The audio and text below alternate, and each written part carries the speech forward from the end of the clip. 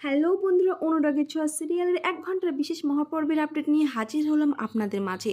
তো বন্ধুরা, আজকের এই বিশেষ ১ ঘন্টার মহাপর্বতে কী ঘটতে চলেছে তা জানতে হলে ভিডিওটিতে একটি লাইক দিয়ে পুরো ভিডিওটি দেখতে থাকুন। হ্যাঁ বন্ধুরা, আমরা এখন জানবো যে কী এমন ঘটেছিল যে তারা একে অপরের প্রতিপক্ষ। চলুন আমরা জেনে নিই। দীপাকে যখন কারাদণ্ড দেওয়া হয় তখন সেই সুযোগে কুন্তলা সেনগুপ্ত বাড়িতে আসে আর উর্মিকে হাত করে।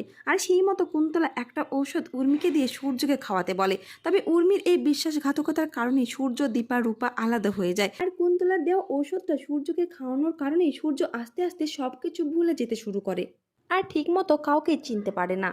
একটা সময় পর রূপা সেনগুপ্ত বাড়িতে ফিরে আসে, তবে রূপাকে সূর্য চিনতে পারে না। আর সেই সুযোগেই সোনা ও উর্মি মিলে রূপাকে ঘাড় ধাক্কা দিয়ে বাড়ি থেকে বের করে দেয়। তখন রূপা কান্না করতে করতে প্রতিজ্ঞা করে ফেলে যে সেনগুপ্ত ফ্যামিলি সব কিছু কেড়ে নেবে, সে তাদের পথে বসিয়ে ছাড়বে।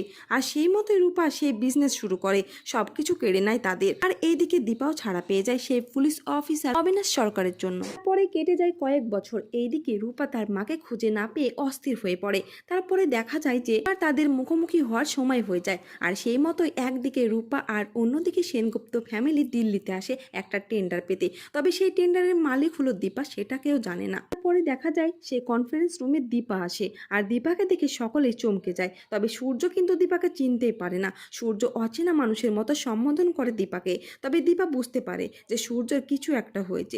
ডাক্তারবাবু আমাকে চিনতে পারছে না কেন? এই বলে সূর্য ও দীপার এত বছর পর মিলন ঘটে। তারা একে অপরের দিকে তাকিয়ে থাকে। তো বন্ধুরা, এই ছিল অনুরাগের ছোঁয়া সিরিয়ালের বিশেষ ১ ঘন্টার মহাপর্বর আপডেট। আর পরবর্তী আপডেট সবার আগে পেতে অবশ্যই চ্যানেলটিকে সাবস্ক্রাইব করে রাখবেন।